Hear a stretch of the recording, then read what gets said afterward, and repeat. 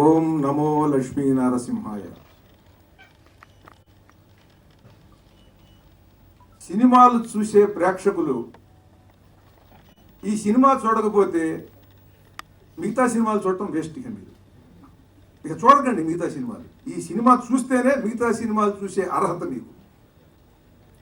సినిమాలు చూడని వాళ్ళు ఉంటారు పిల్లలు. నేను 10వ ఏట పలానా సినిమా చూశాను, 11వ ఏట పలానా సినిమాని చూశాను చెప్పుకుంటారు పెద్ద అయిన తర్వాత, నా మొట్టమొదటి సినిమా అని.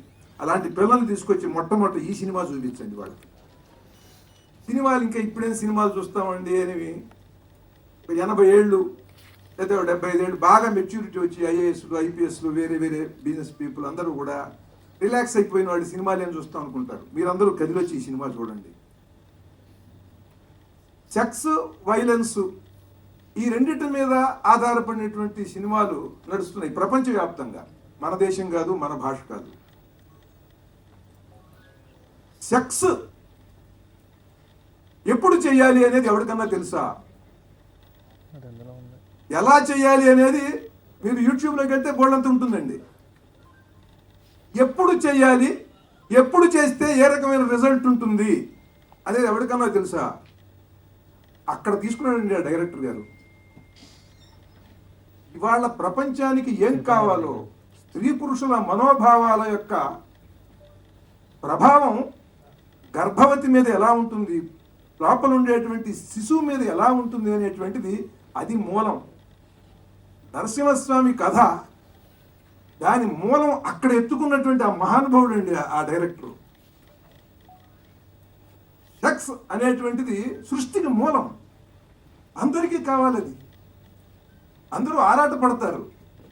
ఆ ఆరాట పడటంలో తొందరపడితే సమయం కాని సమయంలో గనక అలా చేస్తే ఎటువంటి విపరీత పరిణామం మొదలవుతుందో, ప్రపంచానికి ఎటువంటి విధ్వంసాన్ని సృష్టించేటువంటి వాడు జన్మిస్తాడో అది చెప్పి, అలా జరగటం వల్ల ఇలాంటి వాడు పుట్టాడు అని చెప్పి అక్కడి నుంచి ఆ కథని మహాద్భుతంగా నడిపించాడండి ఆ దర్శకుడు.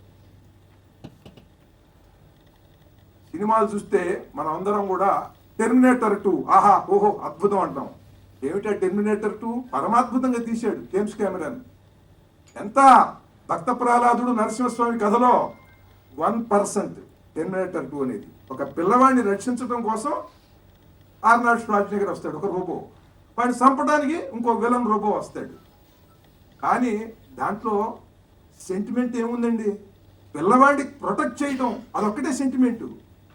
కానీ ఆ పిల్లవాడిని చంపడానికి ఎవడో వస్తున్నాడు. కానీ ఇక్కడ సొంత కుమారుడు, తన కుమారుడు, తనకి పుట్టినటువంటి వాడిని భయంకరుడైన అలివీర భయంకరుడు, ప్రపంచంలోనే పెద్ద విలను, ప్రపంచానికి విలనైన వాడు తన కుమారుడిని చంపటమే ఈ స్టోరీ అండి.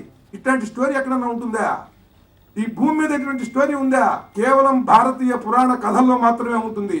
దాన్ని పట్టుకుని ఆ దర్శకుడు పరమాద్భుతంగా ఆయన చిత్రీకరించాడు. తన కుమారుణ్ణి ప్రపంచంలో ముల్లోకాలని త్రిలోకాలని జయించేటువంటి ఒక మహావీరుడు రాక్షసుడు తన కుమారు పసివాడిని చంపలేకపోతున్నాడండి. అది సబ్జెక్ట్ అండి. అట్లాంటి సబ్జెక్ట్ ఎవడన్నా రాయగలడా? అట్లాంటి సబ్జెక్ట్ రాసి ఉన్నది. దాన్ని ఇవాళ ఎలా దాన్ని పిక్చరైజ్ చేయాలి, ఆ సబ్జెక్ట్ని ఎలా జనానికి చెప్పాలి అని అద్భుతంగా చెప్పాడు. తర్వాత భూదేవిని ఆయన అద్భుతంగా చూపించాడండి. ఎంత మనోహరంగా, ఎంత సుందరంగా ఉన్నదంటే భూదేవి క్యారెక్టరు, గ్రాఫిక్స్లో, యానిమేషన్లో ఆ భూదేవి యొక్క సౌందర్యం ఏమిటి, ఆవిడ యొక్క తత్వం ఏమిటి, క్యారెక్టరైజేషన్ ఏమిటి అనేది ఆవిడ యొక్క లక్షణాల్లోనే చూపించాడు. హిరణ్యాక్షుడు, అలాగే హిరణ్యాక్షుడిని చంపినటువంటి వరాహస్వామి, ఆ ఫైట్ మామూలు పరమాద్భుతం. అది పందిని సహజంగా మనం అందరం కూడా నిందించడానికి ఉపయోగపెడతాం. అరే వెధా పంది పోరా అని. వాళ్ళు ఎవరన్నా పంది అని నిందించాలంటే భయపడతామండి. ఈ వరాహస్వామిని చూసిన తర్వాత అంత భక్తిభావం కలుగుతుంది. అంత పరమాద్భుతంగా చిత్రీకరించాడు. అసలు ఆ ఫైట్స్, ఆ విజువల్స్, దానికి సింక్ అయినటువంటి ఆర్ఆర్ మహాద్భుతం. మహాద్భుతం, పరమాద్భుతం, దివ్యాద్భుతం. ఇది డివైన్ వండర్. ఈ ఫిలిం అందరి ఊహకి అందదు. 1000 కోట్ల రూపాయలు బడ్జెట్ ఇచ్చిన ఒక దర్శకుడు ఇట్లాంటి సినిమా చేయలేడు. దానికి లోపల నుంచి పుట్టాలి. జన్మ సంస్కారానికి తోడు జీవితంలో తప్పించాలి ఒక కళ కోసం.